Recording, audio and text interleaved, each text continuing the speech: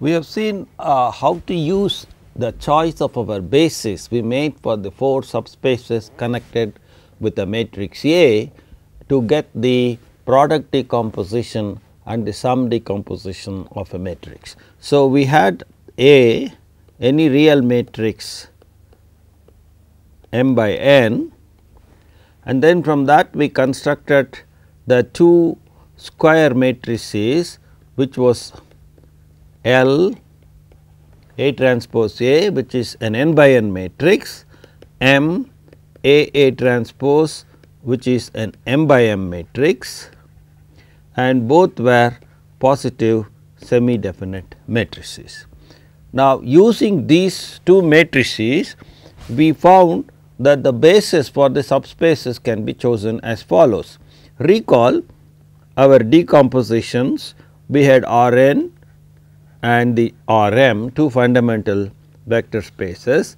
A takes n component vectors to m component vectors, A transpose takes m component vectors to n component vectors, and we had the decomposition of R n as 2 orthogonal complements of range of A transpose, which was the same as range of L, and the null space of A, which was the same as null space of L. On this side, on the M side, we had the 2 orthogonal complements consisting of the range of A, which was the same as the range of M, and the null space of A transpose, which was the same as the null space of M. These gave rise to a series or a sequence of 4 orthonormal basis sets, one for the range of A transpose, the other for the range the null space of A, and then the third one for the range of A or the range of M, and the fourth one for the null space of A transpose. And these bases we denoted them as V 1, V 2, V rho. We are assuming that the rank of A is rho and the nullity is of A is nu A. This is our standard notation, and we denoted the basis for the range of L as V 1, V 2, V rho, the basis for the null space of A as P 1, P 2, P nu A, and the orthonormal basis for the range of A as U 1, U 2, U rho, and the orthonormal basis for the null space of A transpose as psi 1, psi 2, psi nu A transpose. Now, it was the choice of the basis that was important. We chose V 1, V 2, V rho as the, so we, this was our choice as the orthonormal eigenvectors corresponding to the positive, strictly positive eigenvalues of L arranged as lambda 1 greater than or equal to lambda 2 greater than or equal to lambda rho greater than 0. And we obtained the phi 1, phi 2, phi nu A as the orthonormal eigenvectors corresponding to the 0 eigenvalue of L. We then obtained psi 1, psi 2, psi nu A transpose as the orthonormal eigenvectors corresponding to the 0 eigenvalue of L of M. Now, it was in the choice of the U 1, U 2, U rho basis, we linked the V basis and the U basis.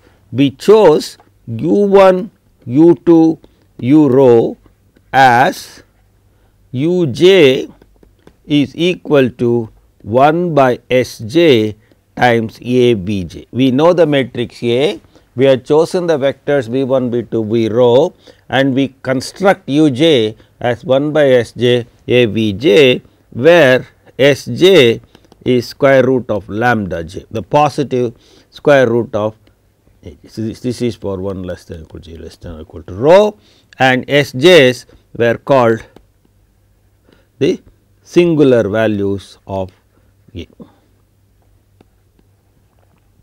So, this was the choice of our basis, and we chose the basis for the range of A in a way linking it with the basis for the range of A transpose, and the linking gave us this following relation: A V j, the jth vector in the basis for the range of A transpose under the transformation A goes to the jth vector for the range of A with a scaling factor Sj. Similarly, the jth vector in the basis for range of A under the transformation A transpose goes to the jth vector in the range of A transpose with the scaling factor Sj, the scaling factor being the same in both the directions. So, this was our fundamental choice of the basis. We saw we used this to get one SVD, the singular value decomposition in the product form. What was the product form?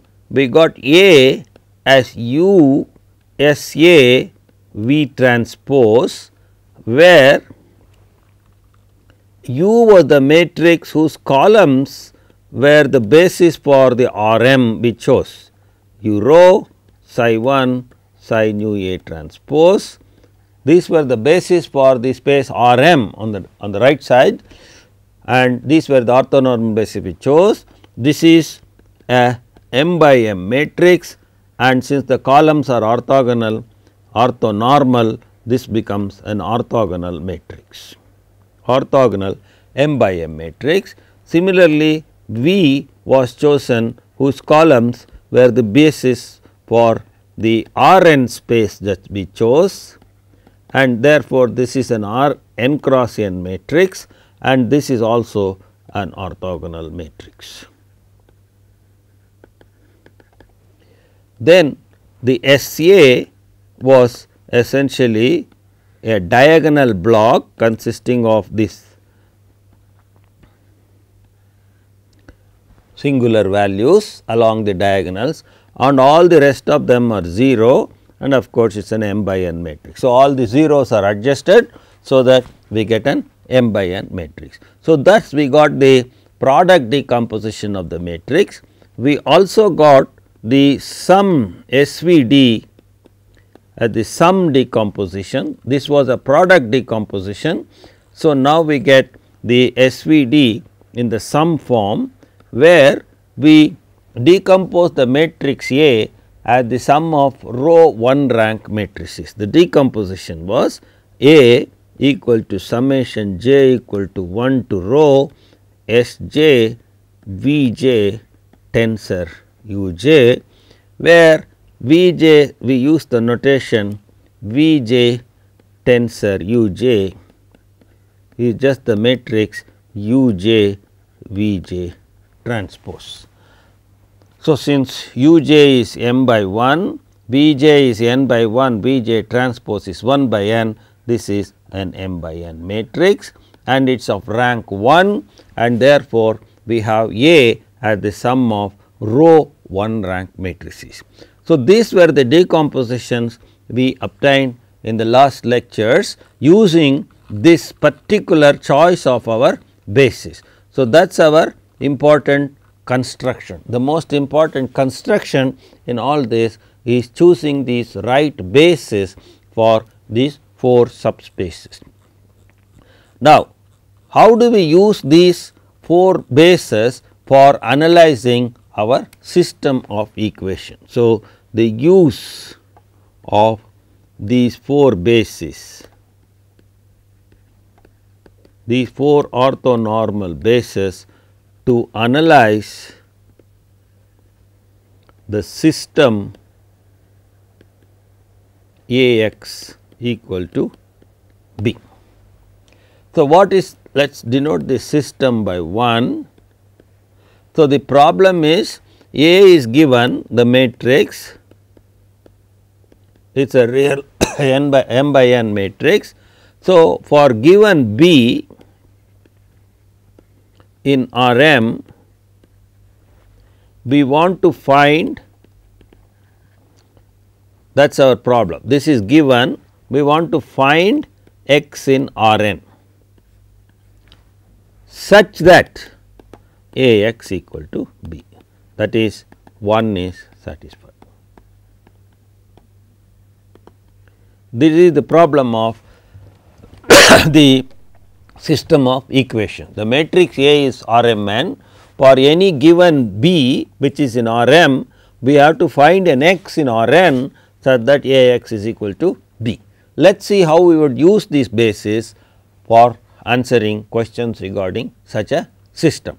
Now, we start with the quantity given. The given quantity is B. We must use that given information. The given information is the matrix A and the vector B. Using this given information, we have to construct that unknown vector x in order in such a way that A x is equal to B. So, how do we do this? So, let us start with the given information. So, the given B is in R m, and for R m we had chosen the basis u 1, u 2, u rho, psi 1, psi 2, psi nu A transpose is an orthonormal basis for R m. Now, B is in R m, we have a basis for R m, any vector in the space R m now can be expanded in terms of this orthonormal basis. So, we can expand B in terms of this orthonormal basis as B. First, let us look at the components in terms of the u vectors. So, B comma u j into u j, because we have an orthonormal basis, the component along u j direction will be precisely the inner product of B with u j plus the components along the psi directions r 1 r equal to 1 to nu A transpose B psi r psi r. We shall denote this vector by x r, we shall denote this vector by B r and this vector by B n. Now, B r belongs to the range of A transpose, because range of A, because it is a linear combination of the vectors u 1, u 2, u rho. The vectors u 1, u 2, u rho are all in the range of A. The range of A is a subspace. Any linear combinations of vectors in range of A will be again in range of A. Similarly, B n belongs to the null space of A transpose, and these are the projections. So, B r is the orthogonal projection of B onto range of A, and similarly B n is the orthogonal projection of B onto the null space of A transpose. So, it boils down to something similar. It is like this: we have the R m, in R m we have the null space of A transpose and the range of A, B is some vector, and it has been orthogonally projected into this two subspaces. This projection is B r and this projection is B n. So, B has been projected orthogonally onto R A and to N A transpose, and the Pythagoras theorem tells us that the length of B squared is the same as length of B r squared plus length of B n squared. So, the first achievement that we have therefore is B has this expansion j equal to 1 to rho B u j plus summation r equal to 1 to nu a transpose B psi j psi r psi r. It's the indexing has been r. So, it should be psi r psi r. Let us call this equation as star. So, we have the expansion of B. So, we know this B, our job is to find x. Where do we want to find x? We want to find x in R n. Now, for R n we have orthonormal basis which is V 1, V 2, V rho, phi 1, phi 2, phi nu a. And therefore, if we are looking for a vector in R n as our solution, we are looking for our solution as a vector x in R n. So, if it is going to be living in R n, it must be a linear combination of these basis vectors. So, the x we are looking for must be a linear combination of these basis vectors. Now, therefore, hence x must be of the form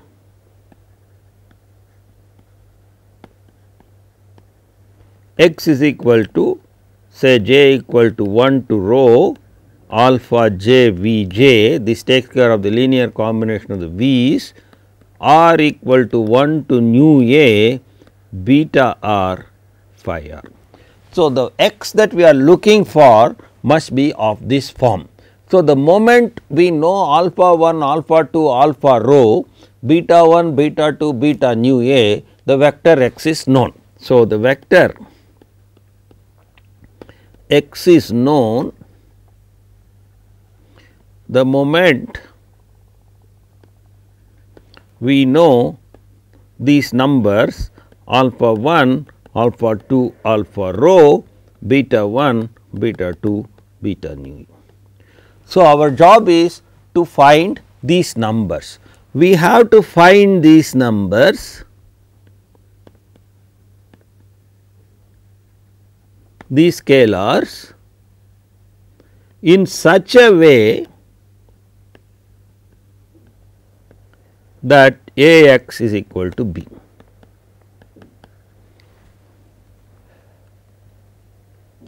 So, if x is this, what is A x? We have the representation for x, it must be of this form. Therefore, A x is of the form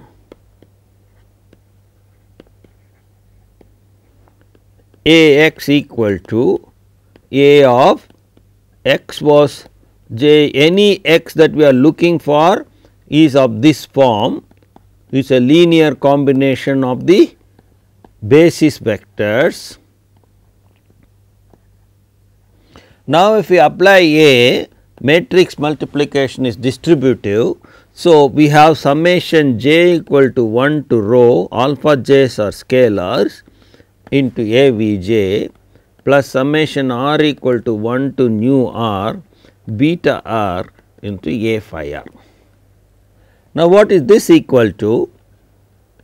We have our choice of basis was such that A v j, the v j basis went to the u j direction with the scaling factor S j. So, A v j was S j u j. So, the first sum becomes summation j equal to 1 to rho S j V j. In the second sum, the phi 1, phi 2, phi nu a, that is all the phi r's are in the null space of A. So, A times these phi r's will be the 0 vector. So, the second term will contribute only the 0 vector, and hence we get A x equal to alpha j S j u j. So, therefore, we have B expansion. We had expanded B as B u j u j plus r equal to 1 to nu A transpose B psi j psi j. This is the first expansion we got looking at the known quantity, and now we have A x is equal to j equal to 1 to rho alpha j S j u j. Now, our problem is we have to find x such that A x equal to B. So, therefore, we have the A x, we have the B, therefore, we need summation j equal to 1 to rho alpha j S j u j must be equal to the B, which is j equal to 1 to rho B u j plus summation r equal to 1 to nu A transpose B psi r psi r. Now, we can write this as summation j equal to 1 to rho, we will take all the u j terms on one side, alpha j S j minus B u j, this whole quantity into u j. On the right hand side, we keep all the psi j terms. Now, the left hand side denotes the quantities which are linear combinations of u j. Now, the vectors u j are all in the range of A. If you look at the picture that we drew, the u 1, u 2, u rho were basis for the range of A. So, any linear combination of u 1, u 2, u rho will also be in the range of A. So, this is in the range of A because u 1, u 2, u rho is an orthonormal basis for range of A. Similarly, this is in the null space of A transpose because psi 1 psi nu A transpose is an orthonormal basis for null space of A transpose. Now, the left hand side is a vector in the range of A and the right hand side is a vector in the null space of A transpose, but the range of A and the null space of A transpose are orthogonal to each other, and therefore, the only vector common to them is the 0 vector, and hence both sides must be 0. See, we have this range of A perpendicular to the null space of A transpose. So, this equal vector which is common to both of them must only be the 0 vector, because the only vector common to orthogonal complements is the 0 vector. This implies the first, the right hand side must be equal to 0 or this should be r or must be equal to 0, and summation j equal to 1 to rho alpha j S j minus B u j, this whole thing u j must be equal to theta m, not 0, but the 0 vector. Now,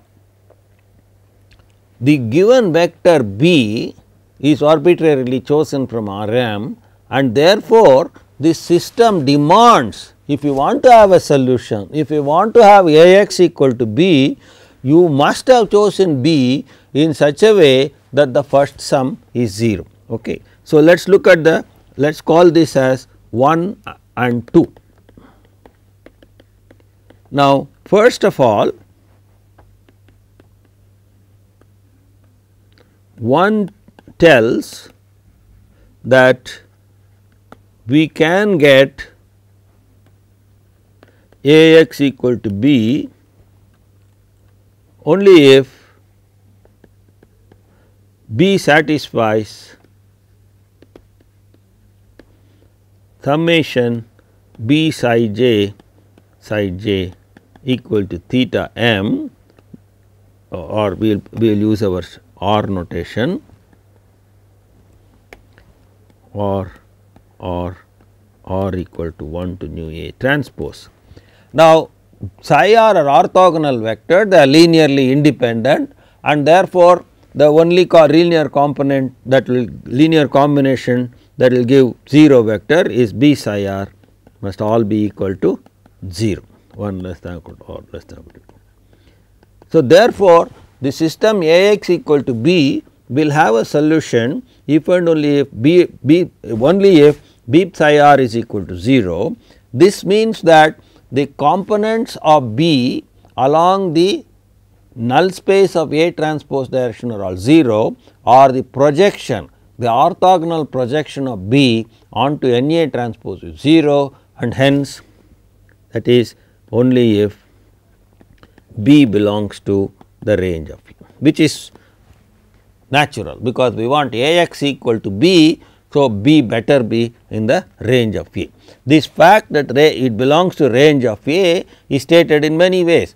B must be in range of A, B must therefore be perpendicular to the null space of A transpose, and therefore, it must be perpendicular to any basis, in particular to any orthonormal basis, and therefore, in particular to the orthonormal basis that we have chosen. This we will call as the consistency condition. Consistency condition.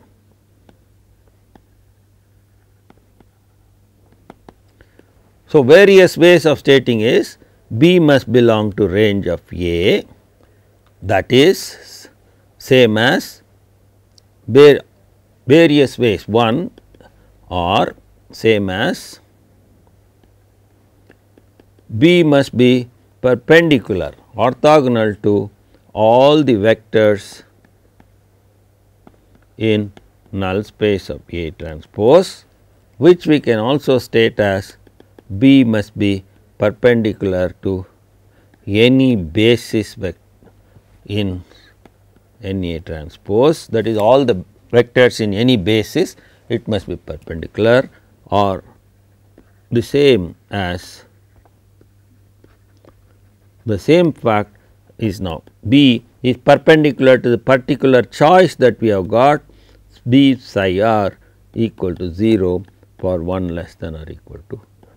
This is our particular choice, and we want this to be equal to 0. So, the consistency condition, if this is not satisfied, then we cannot get A x equal to B, because for A x equal to B, if at all it has to be satisfied, we need both these to be satisfied. So, the first one demands that B belongs to the range of A, which is stated as B psi r is equal to 0. So, now suppose B may or may not. So, let us consider the easiest case first. Suppose B satisfies the above consistency conditions.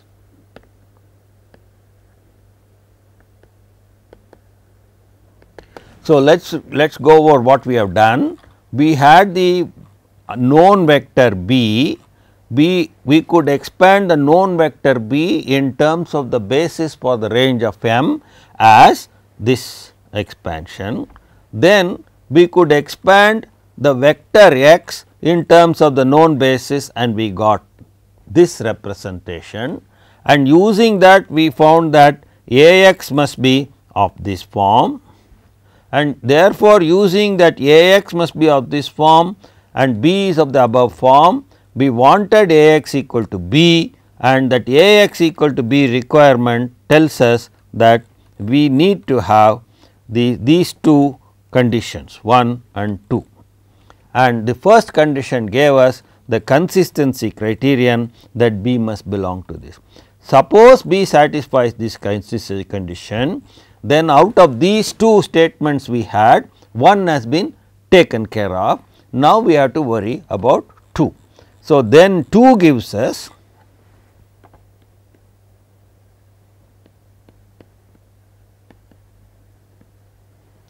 summation j equal to 1 to rho alpha j s j minus b u j, this whole quantity into u j is the 0 vector.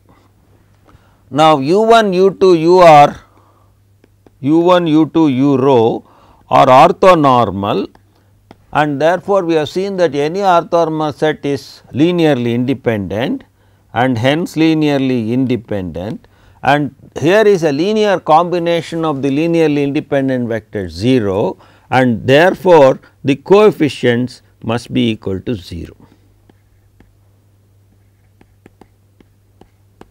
for 1 less than or equal to 0. This means that alpha j must be equal to beta.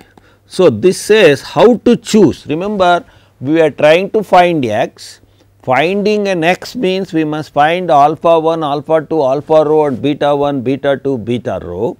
Now, all the analysis says that you have to choose the alphas such that alpha j is equal to b u j by s j, and this does not say anything about beta j. Whatever beta j's you choose, they are not going to affect your solution, because when we computed the a u j, if you remember when you calculated the a u x, the beta j's came completely disappeared because a phi was 0. So, whatever betas we choose, that is not going to affect the system, and hence the betas can be chosen in any way we want, and thus we have alphas have to be chosen as we have here. Alpha j's are beta u j s j, and beta r can be chosen arbitrarily.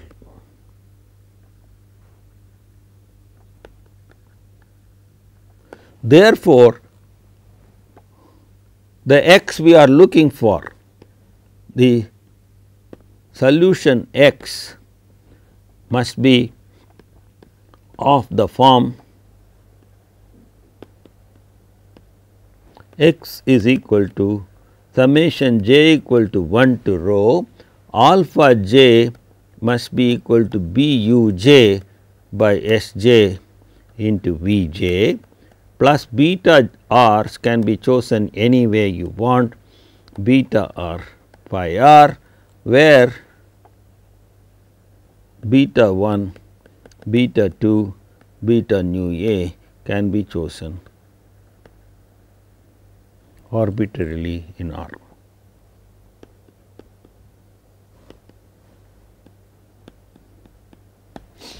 So, thus we have the solution. The moment B satisfies the consistency condition, we have the solution, and we know that any solution must be of this form. So, any solution is of this form. So, now let us therefore summarize. So, therefore, summarizing, we get when B satisfies, B belonging to R m satisfies the consistency condition B psi r equal to 0 for 1 less than or equal to r less than or equal to nu a transpose consistency condition, then A x equal to B has a solution, and any solution must be of the form x equal to summation j equal to 1 to rho b u j by s j into v j plus summation r equal to 1 to nu a beta r phi r, where the beta r's belong to R 1 less than equal to R less than equal to A can be chosen arbitrarily.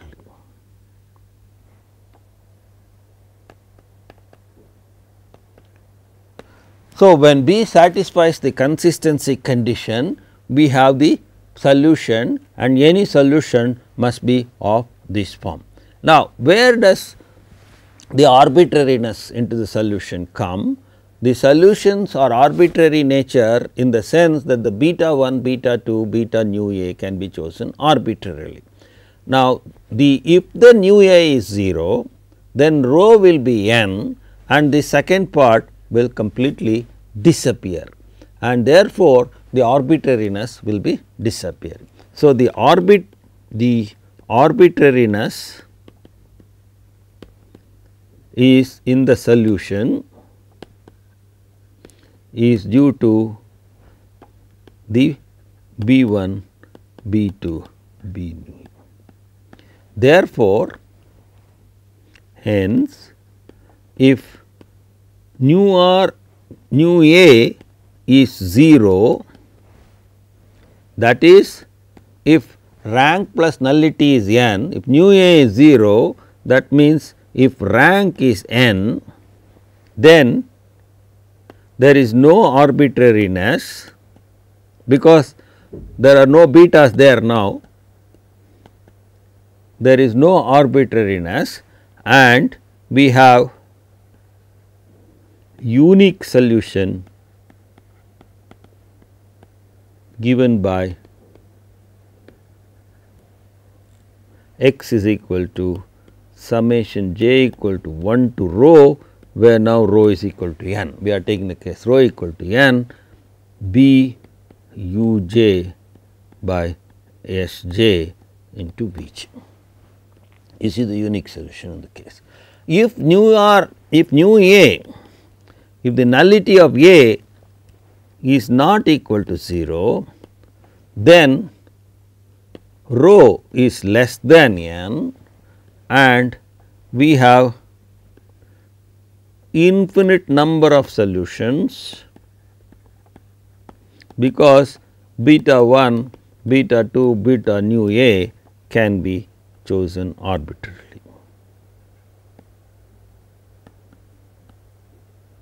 So, in this case, when we are having rho is less than n, we have infinite number of solutions.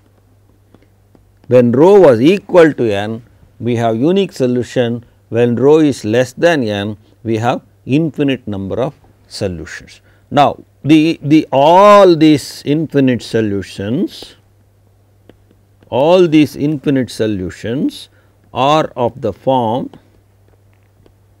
x is equal to summation j equal to 1 to rho b u j by s j into v j plus summation r equal to 1 to nu A beta r phi r, because now the betas can be chosen arbitrarily.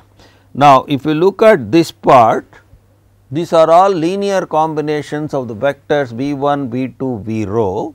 The vectors v 1, v 2, v rho form an orthonormal basis for the range of A transpose, and therefore, any linear combination will also be in the range of A transpose. So, that is a vector in the range of A transpose, and the second sum is a linear combination of the vectors phi 1, phi 2, phi nu A. Phi 1, phi 2, phi nu A form an orthonormal basis for the null space of A, and therefore, any linear combination of them will belong to the null space of A. We will call this as XR and this as Xn. So, XR is summation j equal to 1 to rho b u j by s j into v j. This belongs to the range of A transpose. Xn is summation r equal to 1 to nu A beta r phi r, which belongs to the null space of A. And by Pythagoras theorem again, since the range of A transpose and the null space of it or orthogonal complements of each other, we get by the Pythagoras theorem the length of x squared is equal to the length of x r squared plus the length of x n squared. And therefore, if you look at the right hand side, we find that the length of the solution will be minimum when x n is equal to 0, that is when we choose all the betas to be zeros. Hence, the solution with the least length is obtained when x n is equal to 0, the 0 vector, that is when x beta all the beta j's, when all beta 1 equal to beta nu a equal to 0. So, this solution is called the optimal solution. This solution is called the optimal solution. It is called the optimal solution, and we will denote it by x optimal, and that is given by j equal to 1 to rho b u j by s j v j, where now rho is less than n. So, what is the conclusion? Let us again summarize. If we now summarize this whole process, we have if B satisfies the consistency conditions, these are the consistency conditions. If B satisfies these consistency conditions, then A x equal to B, the system A x equal to, of course, B is in R m. If B satisfies this consistency, A is a matrix which is in R m n, let us write all the notations in the summarization. If B satisfies this consistency condition, where the size, phi's, u's and v's are the same as we have in the figures that we have been drawing, the corresponding orthonormal basis. So, when B satisfies this consistency condition, the system has a solution.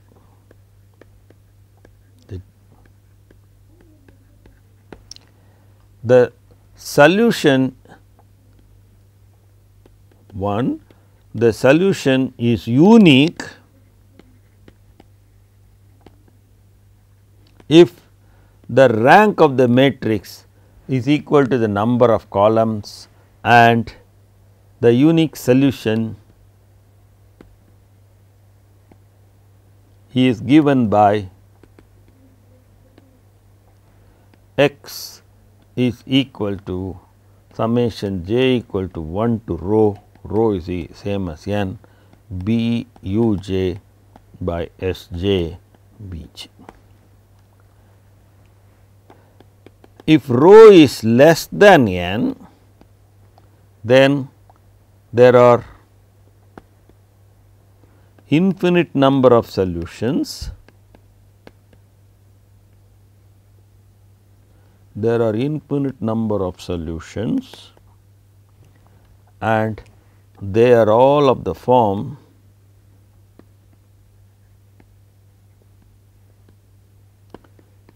x is equal to summation j equal to 1 to rho b u j by s j v j plus summation r equal to 1 to nu a beta r phi r. Beta r can be chosen anyway we want r. And among these solutions,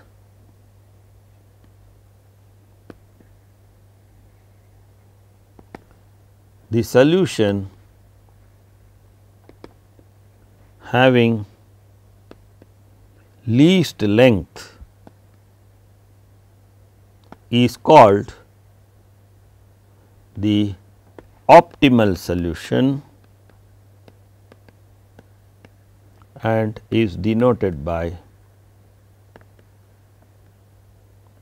x optimal, and we have x optimal is equal to summation j equal to 1 to rho now less than n b u j by S j into B. In the case when rho equal to n, there is only one solution, therefore, that is also the optimal solution. If there is only one person, he is the lowest as well as the highest. So, among all the solutions, there is only one solution and therefore, he is also the optimal solution. But when rho is less than n, there is this possibility that there are an infinite number of solutions can be found. Now, among these infinite solutions, which are all of this form, this gives us the structure of all the solutions. Among all these solutions, there is a solution which has the least length, and that is called the optimal solution, and that optimal solution has this structure. So, if we know what is the consistency condition in terms of the basis that we have chosen, and we have also seen so far that if these consistency conditions are satisfied, when is the solution, we know that the solution exists and we know when the solution is unique. This is the case where the solution is unique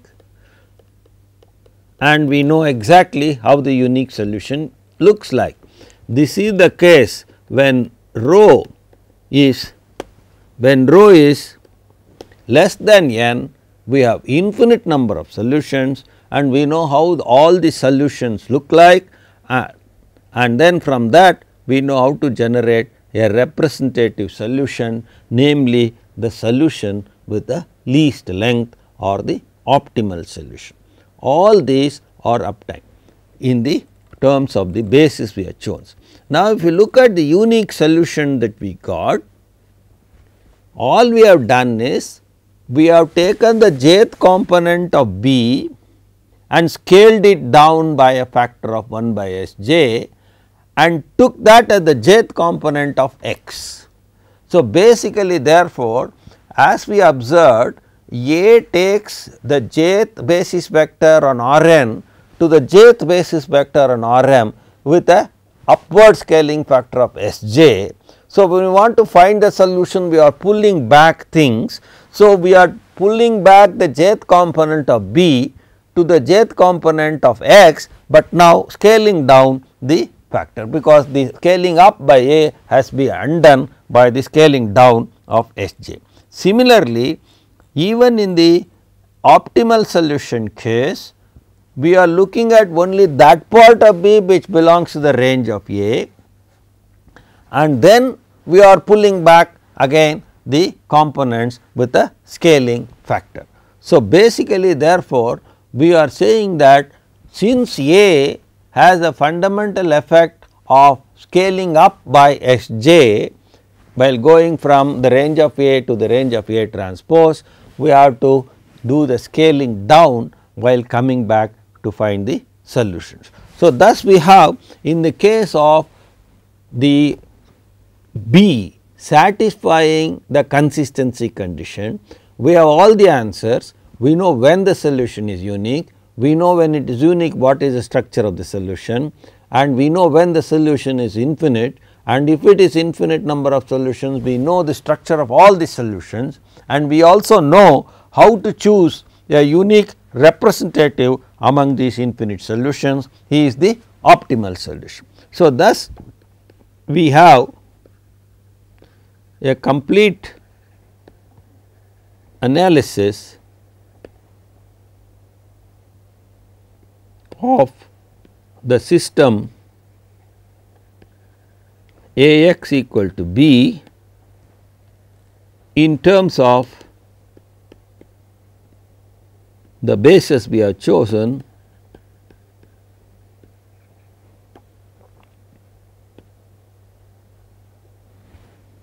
in the case when B satisfies the consistency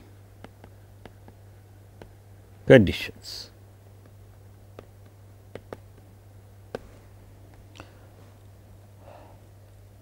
Now, therefore, we next look at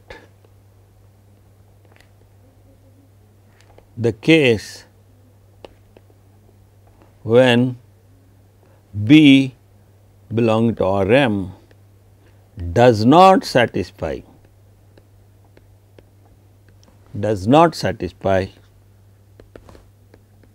the consistency condition.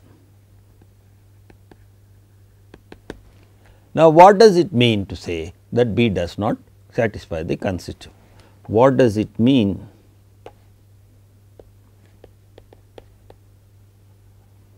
To say that B does not satisfy consistency condition. First, let us analyze that. What it means is the following: B satisfies means B satisfies C, the consistency condition C means B belongs to range of A. We put it in many forms: B belongs to range of A, or B is orthogonal to all the vectors in the null space of A transpose, or B is orthogonal to the psi j vectors, and so on and so forth. All of them mean the same thing, that means B belongs to range of A. But if B does not satisfy C means B does not belong to range of A. So, therefore, we have the following situation. We have the R m side and we have the range of A, we have the null space of A transpose. So, the B is somewhere here falling outside the range of A. B does not belong to range of A. What does that mean? We have R n, A takes the vectors R n to R m. So, therefore, if we now look at the R n side and if we take any vector x in R n, A x will always go and fall in the range of A. So, any vector in R n, if we calculate A x, it will be in the range of A, but since B is not in the range of A, B will not be equal to A x. So, B does not belong to the range of A means for any x belonging to R n, we cannot get A x equal to B. Therefore, B minus A x will not be equal to the 0 vector for any x in R n, because the moment B becomes equal to A x, then B belongs to the range of A. So, B does not satisfy the consistency condition means B does not belong to the range of A. B does not belong to the range of A, that can be translated into the fact that B minus A x is not equal to theta m for any x in R n. This means, since it is not 0, its length squared will not be 0 and therefore, it will be strictly 0, and this we will call as the error of, if we take x as the solution, if we had thought x A x equal to B, that is, if we had thought x as the solution of the system, we would get an error because A x is not equal to B, and that error is measured by what is the difference I am getting. If I had thought A x as the solution, I should have got B, I did not get B. So, the error is B minus A x squared, and that I will call as the square error E B x. So, E B x is called b minus a x squared, and it is called the square error of taking x as a possible solution for a x equal to b. So, now what we would like to do is, since nothing is going to go to b, we would like to get as close to b as possible. So, we would like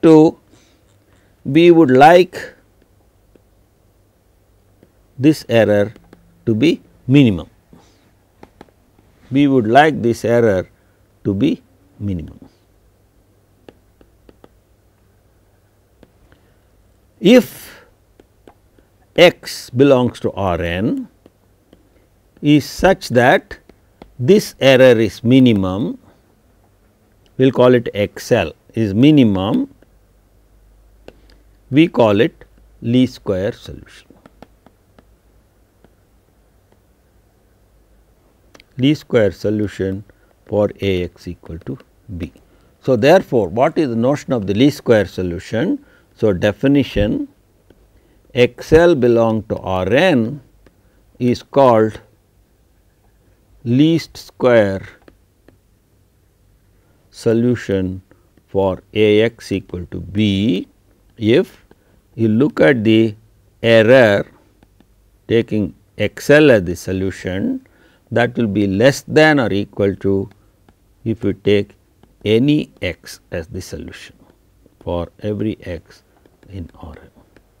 That is same as the error of taking x L as the solution will be always less than or equal to the error of taking any other x. So, our only hope is to find least square solutions when b does not satisfy the consistency condition. We shall next see how to use the basis that we have chosen to find the structure of these least square solutions.